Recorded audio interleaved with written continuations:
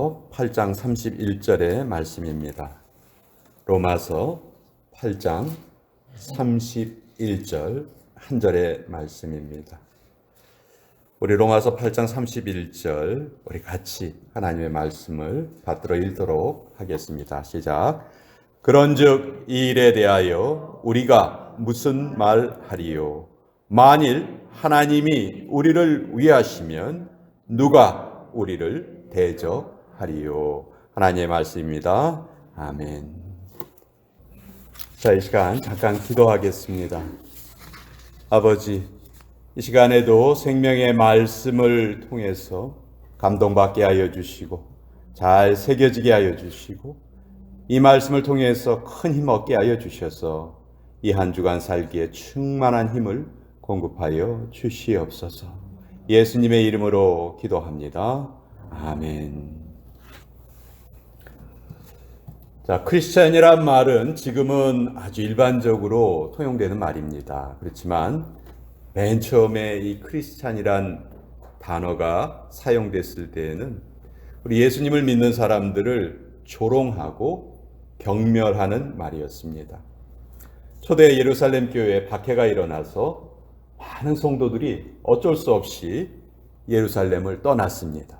그래서 이웃 나라인 시리아의 안디옥이라는 도시에 그곳에 많이 몰려 살게 되었죠. 그곳에서도 열심히 예수님을 섬기며 믿음 생활하고 또 그곳에 있는 사람들에게 아주 선한 영향력을 끼쳤습니다. 시리아 사람들이 이 사람들 보니까 뭐가 좀 다른 거예요. 그래서 이들을 보면서 이 사람들은 완전히 예수님께 미친 사람들인 것 같아. 그래서 우리말로 하면 예수쟁이란 말이 있죠. 그런 의미로 크리스찬이란 이름으로 부르기 시작을 했어요. 그래서 우리 성도들을 크리스찬이라고 부르게 된 겁니다. 그렇지만 오늘 우리가 읽은 이 본문은 우리가 크리스찬으로 불려진다는 것이 얼마나 복된 일인지, 얼마나 자랑스러운 일인지 그것을 우리에게 잘 알려주시는 그런 본문입니다. 만약 권세가 있는 왕이 어떤 한 사람을 끔찍이도 아낀다면 아무도 그 사람을 함부로 대하지 않을 겁니다. 그 사람이 무서운 게 아니죠. 그 왕이 무서운 거예요.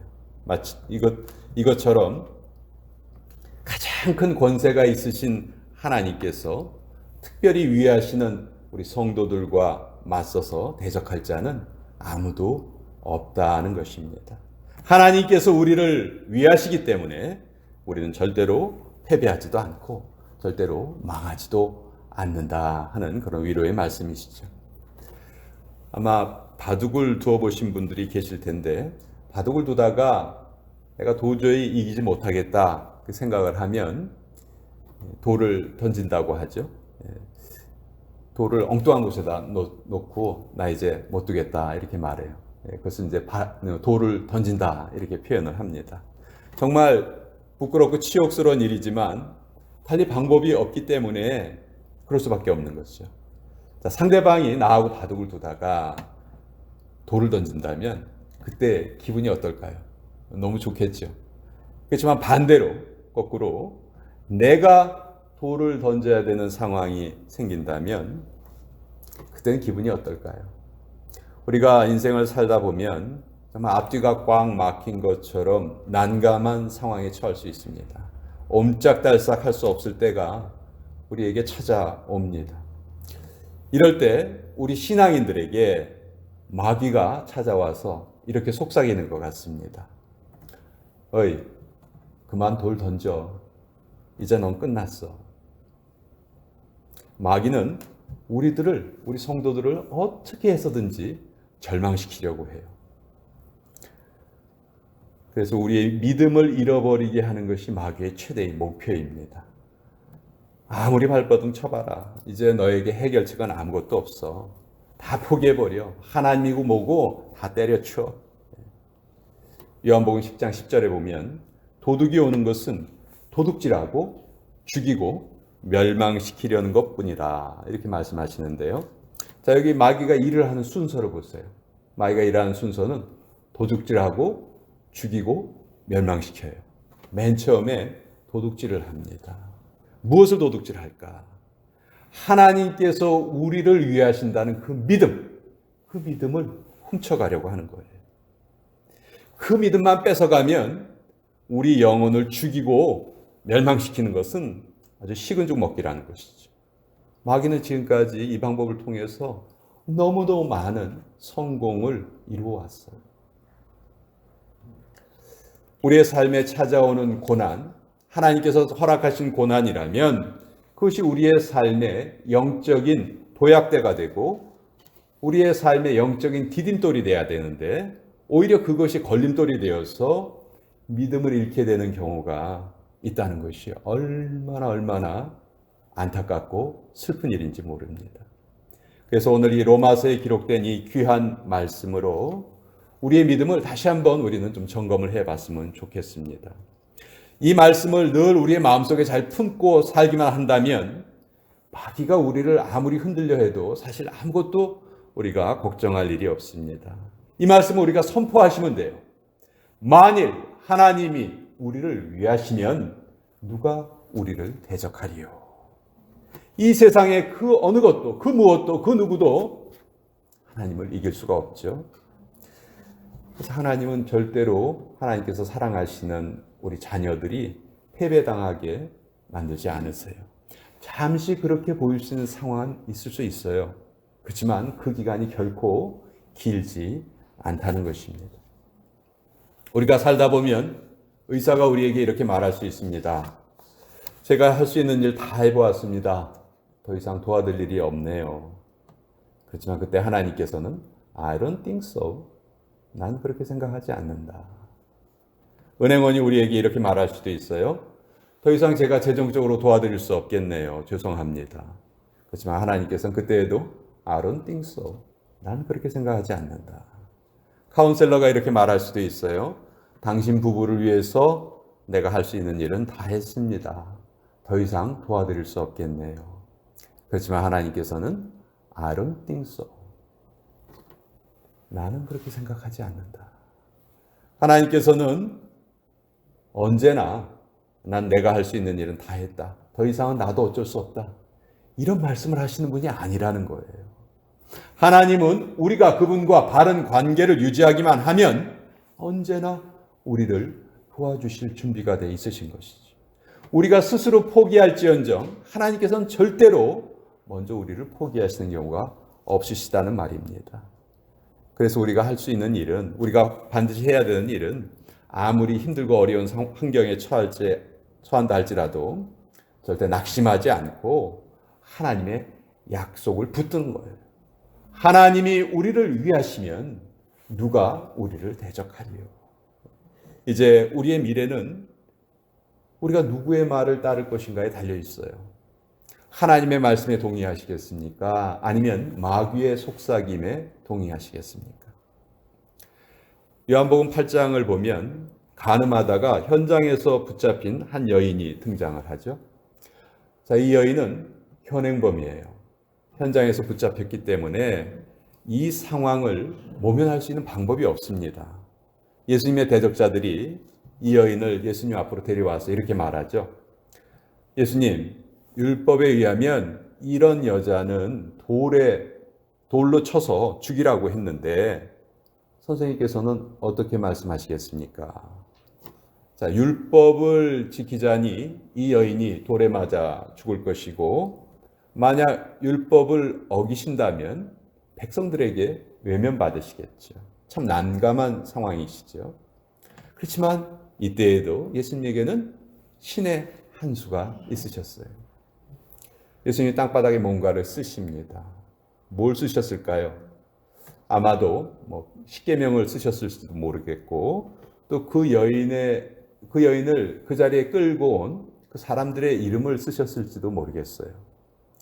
저는 이 두 가지를 아마 같이 쓰지 않으셨을까 그렇게 생각을 하는데, 자, 그렇게 글자를 쓰시고 예수님이 이들에게 말씀하시죠. 요한복음 8장 7절에 보면 너희 중에 죄 없는 자가 먼저 돌로 치라. 예수님이 이렇게 말씀하셨어요. 자, 예수님의 이 말씀을 듣고 땅에 쓰여진 계명, 또 땅에 쓰여진 자기들의 이름, 이것을 보고 이들이 어떤 행동을 합니까? 요한복음 8장 9절에 보면 그들이 이 말씀을 듣고 양심의 가책을 느껴 어른으로 시작하여 젊은이까지 하나씩 하나씩 나가고 오직 예수와 그 가운데 섰는 여자만 남았더라. 이들은 예수님을 곤경에 빠지게 하려고 했지만 예수님에게는 신의 한 수가 있으셨던 거예요. 또 세금 문제로 예수님을 곤란하게 하려는 시도도 있었습니다. 가이사에게 세금을 바치는 것이 옳습니까? 아닙니까? 자, 옳다고 하시면 예수님께서는 매국노가 되시는 것이고 아니라 하시면은 로마에 대해서 반역자가 되시는 경우죠. 예수님의 대적자들은 이번에야말로 우리가 예수님을 꼭 붙잡을 수 있겠다. 아마 속으로 쾌재를 불렀을 거예요. 그렇지만 이때에도 예수님께는 신의 한 수가 있으셨죠. 가이사의 것은 가이사에게, 하나님의 것은 하나님께 드려라. 사람이 어떤 꾀를 낸다 해도 하나님을 이길 수가 없습니다. 마귀도 마찬가지예요. 마귀도 결코 하나님을 이길 수가 없습니다. 예수님이 십자가 위에서 피를 흘리시면서 돌아가셨어요. 그때 마귀가 예수님을 아마 비웃었을지 모르겠습니다. 이제 다 끝났구나. 그렇지만 사흘 후에 예수님께서는 무덤에서 살아나셨어요. 예수님께는 그 사탄이 꿈에도 생각하지 못했던 신의 한 수, 부활이 있으셨던 거죠. 여러분, 우리의 인생이 다 망했다 생각될 때, 병원의 검진 결과가 좋지 않다고 통보받았을 때, 사방이 가로막혀서 도저히 빠져나갈 길이 보이지 않을 때 마귀가 우리에게 이렇게 속삭입니다. 너는 끝났어. 마귀가 그렇게 속삭이지 않아도요, 내가 나를 봐도 그렇게 보여요. 그러나 우리는 나의 판단보다, 마귀의 속삭임보다 우리는 하나님의 말씀을 믿어야 합니다. 만일 하나님이 우리를 위하시면 누가 우리를 대적하리요? 하나님과의 관계가 올바로 회복만 된다면 아직 우리에게는 하나님의 신의 한 수가 항상 남아있다는 것이죠. 우리에게 대적자가 없다는 말이 아닙니다. 분명히 있어요. 그렇지만 그 대적자들이 결코 하나님께서 택한 백성들을 무너뜨리지 못한다는 것이죠. 왜냐하면 하나님께서 자기 백성을 위하시기 때문에. 시편 118편 6절에 보면 여호와는 내 편이시라 내가 두려워하지 아니하리니 사람이 내게 어찌할까. 우리는 대등한 싸움이 될 수 없는 상황을 보통 계란으로 바위치기다 이렇게 말하죠. 이럴 때는 아예 빨리 포기하는 게 상책인 것처럼 보여요. 그렇지만 하나님이 우리를 위하시면 그렇지 않습니다. 대적할 자가 없는 거죠. 블레셋의 장수 골리앗 앞에서 이스라엘 군사들이 모두 부들부들 떨면서 다 바위 틈에 숨어 있었어요. 바로 그때 소년 다윗이 이 승산 없는 싸움에 도전을 합니다. 사무엘상서 17장 45절 너는 칼과 창과 단창으로 내게 나아오거니와 나는 만군의 여호와의 이름 곧 내가 모욕하는 이스라엘 군대의 하나님의 이름으로 내게 나아가노라. 하나님의 이름으로 나아간 다윗이 당당히 골리앗을 물리치고 승리했습니다. 하나님이 우리를 위하시면 그 누구도 우리를 대적할 수 없다는 말씀이죠. 자, 이 하나님의 약속을 누리려면 우리는 반드시 하나님과의 친밀함이 꼭 있어야 합니다. 우리가 얼마나 하나님과 친밀한가요? 여기에 대한 대답은 의외로 아주 간단합니다. 우리는 우리가 원하는 만큼 하나님과 친밀할 수 있다는 거예요. 사실 이 주님과의 친밀함은 우리 일생을 통해서 우리가 추구하고 배워야 할 가장 어떻게 보면 영적으로 어려운 것 중에 하나일 것입니다. 그렇지만 친밀함이 깊어지면 깊어질수록 우리는 하나님의 인도를 더 선명하게 받게 되고요. 반대로 그 관계가 막히면 하나님의 인도를 제대로 받을 수가 없죠. 희미해지는 거예요. 사무엘상서를 보면 이스라엘이 하나님과의 관계가 잘못되었을 때에는 사무엘상서 3장 1절에 여호와의 말씀이 희귀하여 이상이 흔히 보이지 않았더라. 하나님의 역사하심이 거의 나타나지 않았다는 거예요. 하나님과의 관계가 잘못되었기 때문에. 그래서 우리는 마귀에게 박수치는 시간을 주어서는 안 됩니다. 우리 하나님의 백성들의 마음이 낙심되고 우리 마음의 평정이 깨지면 마귀는 아주 흥이 나서요. 박수를 치려고 아주 준비를 하고 있어요. 마귀가 이렇게 승리를 외치려 할 때 우리가 해야 될 말은 I don't think so. 난 그렇게 생각하지 않아. 하나님이 우리를 위하시면 누가 우리를 대적하리요. 예. 늘 우리가 이 말씀을 통해서 승리의 확신을 누려야 됩니다. 그러나 우리도 이 하나님의 사랑에 의문을 제기할 때가 있어요. 언제입니까? 우리의 삶에 끊임없이 환난이 다가올 때죠. 하나님께서 나를 사랑하신다면 왜 이런 고통을 우리가 겪어야 하나? 왜 하나님을 사랑하시는 백성들이 팬데믹 다 끝나가는 시점에 이렇게 많은 분들이 코로나에 감염되셔야 하나? 주님께서 정말 나를 사랑하고 계신 것인가? 우리에게 이렇게 의문이 들 수가 있어요. 27살에 조지 프렌티스 목사하고 결혼을 한 엘리자베스 프렌티스라는 여인이 있었습니다. 근데 이 여인은 좀 몸이 약했어요. 그래서 병상에 누워있는 시간이 더 많았습니다. 그리고 결혼을 하고 11년이 되었는데 당시 유행하던 전염병으로 두 자녀를 다 잃게 됐어요. 이 엘리자베스는 하나님께 아귀합니다. 하나님께 외칩니다. 하나님께 헌신된 목회자의 가정에 왜 이런 고통이 찾아옵니까? 왜 우리 두 아이가 다 이 병에 걸려 죽었습니까? 얼마나 하나님을 많이 원망했는지 몰라요. 그런데 깊은 기도 가운데 그녀에게 하나님의 음성이 들렸습니다. 사랑하는 프렌티스야, 많이 슬프냐? 네, 하나님, 너무 슬퍼요. 너무 슬퍼요. 그러면 내가 너에게 물어보겠다.